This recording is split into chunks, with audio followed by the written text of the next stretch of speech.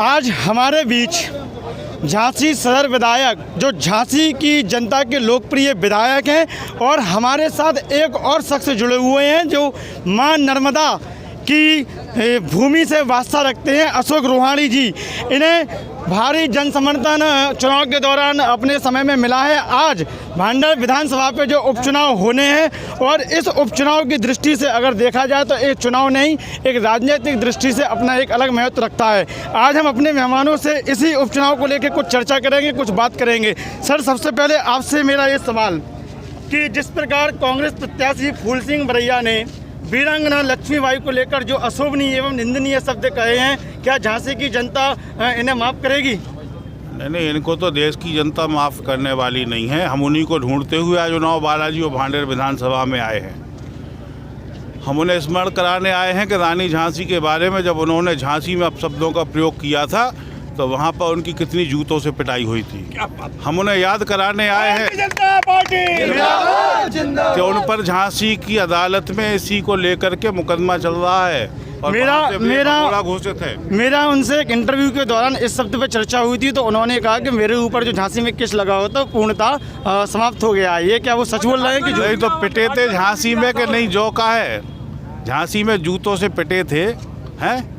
यदि इस देश में रहने वाला कोई भी गंदी मानसिकता का व्यक्ति हमारे अमर शहीदों के बारे में, हमारे प्रातः स्मरणीय महापुरुषों के बारे में यदि कोई अभद्र टिप्पणी करेगा तो निश्चित रूप से उसका यही हश्र होने वाला है। और भांडेर विधानसभा में चूँकि मेरा पारिवारिक नाता है, मेरी माँ भांडेर से है, मेरी ससुराल भांडेर विधानसभा में, तब मुझे लगा कि हमको वहाँ पर जाना चाहिए। सर, मैं आपसे भी थोड़ा एक सवाल करूंगा। आप मां नर्मदा की भूमि से आते हैं और जिस प्रकार कमलनाथ जी ने इमरती देवी के लिए जो शब्द कहा है और मां नर्मदा की धरती से आप हैं, तो नर्मदा की धरती के लोग क्या सोच रहे हैं इस बात को लेकर? सबसे पहले तो कमलनाथ को मैं कमलनाथ नहीं कहता हूँ, कलंकनाथ हैं वो।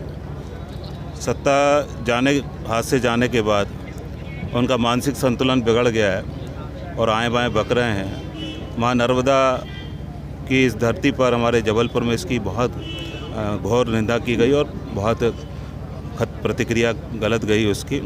और मैं यहाँ के जो प्रत्याशी हैं फूल सिंह बरैया जी, उनके बारे में तो मैं इसलिए कुछ नहीं कहूँगा कि इस दल से लड़े उस दल में चले गए, ना इतई के रहे ना खितई के रहे, ऐसे फूल सिंह बरैया जी हैं ये।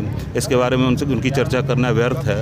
और रही बात कमलनाथ जी, तो इस समय कांग्रेस के हर उस बड़े नेता का मानसिक संतुलन बिगड़ चुका है, क्योंकि वो 5 साल के लिए सरकार में आए थे और 15 महीने में उनकी सरकार उखड़ गई, तो निश्चित रूप से वो पागलपन का चल रहा है। सर, मेरा आप दोनों से एक महत्वपूर्ण सवाल, क्या जो भांडर विधानसभा की सीट है और एक अपना एक महत्वपूर्ण स्थान रख रही है, यदि राजनीतिक दृष्टि से देखा जाए तो यहाँ मैं कुछ लोगों की राजनीति का अंत मानूँ? कुछ लोगों से मतलब मैं तो ये कहूँगा कि बहुजन समाज पार्टी से जो लड़ रहे हैं उनका भी राजनीतिक अंत है और जो कांग्रेस से लड़ रहे हैं उनका भी राजनीतिक अंत है। बात करने के लिए धन्यवाद। आप देख सकते हैं कि इस प्रकार दोनों ही नेता ने बीजेपी के समर्थन के लिए बात कही है और आशा करते हैं कि आगे जन समर्थन मिलता रहे। आप देख रहे हैं सक्षम न्यूज इंडिया, सबसे पहले सबसे तेज।